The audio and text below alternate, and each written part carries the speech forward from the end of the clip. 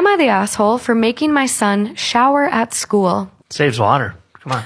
My son is in the 6th grade, and showering is not a big deal to him anymore. To make matters worse, he has sports after school, which is at his school. So when I pick him up, he stinks. He will promise to shower, but doesn't do a good enough job. Yesterday, I went to pick him up and handed him a bag with shampoo, body wash, clean clothes, and deodorant. He asked me what that was for, and I said he's going to take a shower in the boys' locker room. There were a few older kids in there who shower.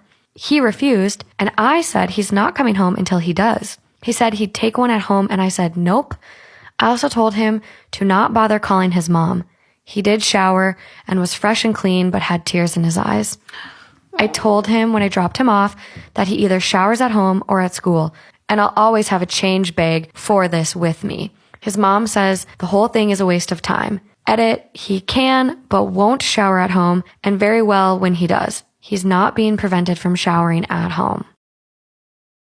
I'm 23. When I was 15, my dad died. My mom, 45, didn't wait too long to start over and moved her new partner in just 2 months later. My dad left everything to me and not a dime to her. They weren't married. My dad's will was so structured that she couldn't even challenge it, and she attempted to even ask me to pass over one of my properties to her to show my new dad that he was welcomed. I couldn't even if I wanted to, because my dad's will was specified that I must be 21 to have access to everything he left me. This dude has kids, 18 male and 19 female, their ages now, and my mom prioritized them to keep him happy. I mean, she wasn't like abusive or neglectful, but she tended to favor them. They went on trips, and even if she didn't tell me not to go, she'd say something between the lines of, "Wouldn't you like to go to your grandparents? My dad's better." I mean, I'm not stupid, and I know that she didn't want me there. When I turned 17, she asked me to leave my own house because I kept fighting with her dude, and I also reminded him of whose house it was. When he wanted to play the man of the house, I also called him John Conroy. My grandparents told me to avoid the confrontation, so I went to live with them. My mom would visit me often and tell me how much she loved me, but that she needed to keep the peace at home. After college, I decided to check my properties and also the one that my mom was living at. I wanted to renovate it to rent it out since it's a good one and could help me afford my master's. I went there to inform my mom, but no one was there. Later, I found out they went on vacations. I called her, but she didn't answer, so I proceeded to change the locks, mainly to officially take possession. They arrived yesterday and couldn't get in. Of course, they called me, but I wasn't even in town. I went today because some renovation works will start in a few weeks. I was in the backyard and my mom came in furious, yelling at me saying how dare I do that. So we talked and I let them know that they have 2 weeks to leave. Her husband, an self-employed, was furious. My mom and her stepdaughter started crying because the girl is pregnant. I'm sorry, but I made up my mind. My mom's family is shaming me and calling me an a-hole. Am I the asshole for changing all the locks in my house without letting my mom know?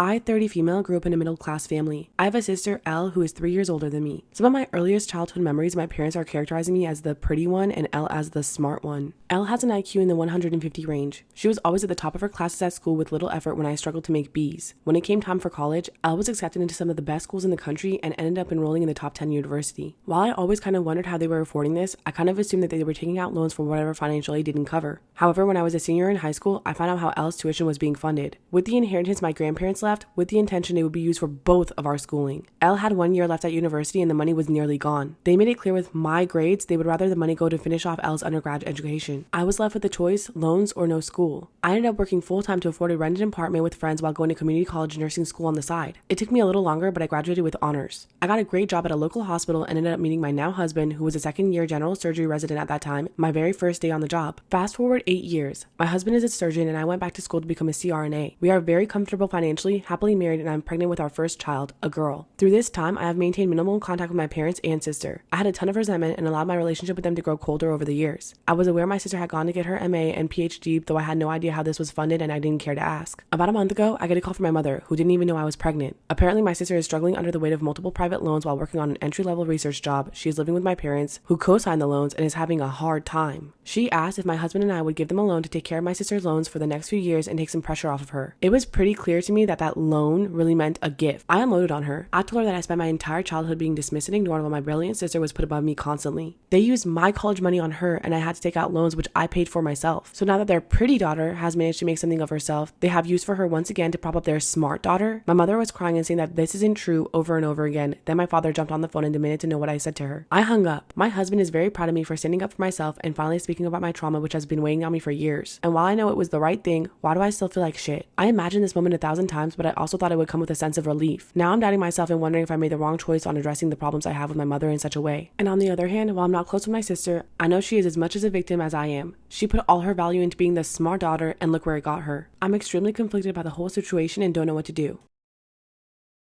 Story time about how my boyfriend shames me for having cellulite. Disclaimer is not my story time, it's sending me on Instagram. I'm 24 years old and my boyfriend is 21. According to him, he has never been with any girl who's had cellulite before, or even an ounce of body fat. Yes, I know what you're thinking, he's a total asshole, which in that sense, he is. But the rest of the time, he's completely fine and actually sweet. We met last year at a friend's party. At the party, I instantly fell in love with him. I thought he was the most beautiful thing I'd ever seen in my entire life. And it was reciprocated. I saw him from across the room and he made eye contact. A few minutes later, he walked over to me and just struck up a conversation. I know that people present themselves the way they want to be seen, especially when they're trying to impress someone they're attracted to. He started telling me about how he's studying to be a doctor, how he volunteers at animal shelters, and that every single weekend he also volunteers at the soup kitchen. Everything he said was absolutely perfect. By the end of the night, he had asked me out on a date and I said yes. I did explain to him that I didn't want anything serious and he said that was totally fine. I was trying to focus on my studies, so having a boyfriend was not in my plans. But after we went on 7 dates, he asked me to be his girlfriend. He wouldn't take no for an answer. After about a month, I finally said yes. Mind you, at this point, he hadn't seen me naked, not even in a bathing suit. The very night that I said yes to being his girlfriend, he asked me to come over to his place. He made a whole gourmet dinner, even bought super expensive wine. So we ended up doing it for the first time that night. The next morning when I woke up, the first thing he said to me was, "Do you ever exercise?" I was shocked. Part 2 is up.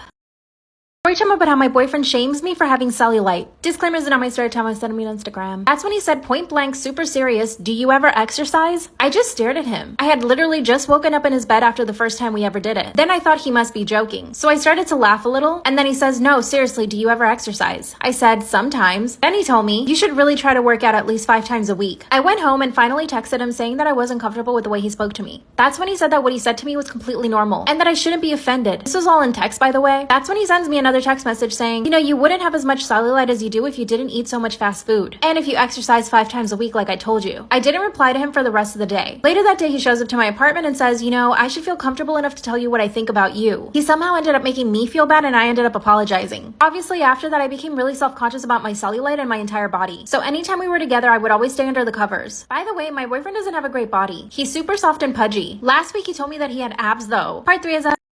Story time about how my boyfriend shames me for having cellulite. Disclaimer, it's not my story time, it's sending me on Instagram. One day he pulls up his shirt and says, "Look, I have abs." Which, no, he doesn't. He's super soft and has a thick layer of fat on it. I smirked and he said, "What?" And I said, "You don't have abs." Then he says, "Yes, I do. I'm in better shape than you." By the way, he said this in front of his friends, so I was super embarrassed and stayed quiet the entire day. He finally went to drop me off and I was so happy to be home. But he decided to come upstairs with me. Got straight into my PJs. And when I came out of my bedroom, he says, "Wow, your cellulite's getting worse by the day." That's when I finally broke. I turned around and started yelling at him. I told him he had no right to talk about my body the way that he did, and that all he does is objectify me. He started laughing and said, "Wow, those are big words." And that when we met, he thought that I was in better shape. My clothes obviously tricked him. I'm 5'4" and I weigh 130 pounds. I am by no means fat, but the way that he was bullying me was making me think that I was. That's when I told him that he was the fat one, and that he had a big, huge beer belly. I also told him that his face was super round, but that didn't bother me. Oh yeah, and that his hairy back was gross. Then he said, "Wow, I can't believe you're attacking my physical appearance." Then he stormed out of my apartment, and as soon as he left, I felt happy. We haven't spoken in 4 days. I'm afraid that if he asks me to get back with him, I will. But I should just break up with him, right? What should I do? Am I the asshole for responding okay to a friend coming out? I, 20 female, am not a very expressive person. You won't catch me squealing at good news or breaking down at anything bad. A friend of mine told me that they had something important to tell me. I mean, really dragged it out. They eventually told me they're bisexual and I responded, "Oh, okay." They then said that's all and I responded, "Yeah, that's great." Now, I'm not homophobic, I myself am bisexual. I don't see it as a big deal and I don't explain myself to people and it's never been a big deal to me. I see it as normal. I also see straight as normal. I see gay as normal. I really don't care. Am I the asshole for responding okay to a friend coming out? I see it as normal. I see straight as normal. I see gay as normal. I really don't care. Love who you love. I'm now getting called a bad friend and completely insensitive. Most don't think I did anything wrong and they wouldn't expect me to overreact and make a big deal out of it. Others say I could have at least faked a more joyful reaction.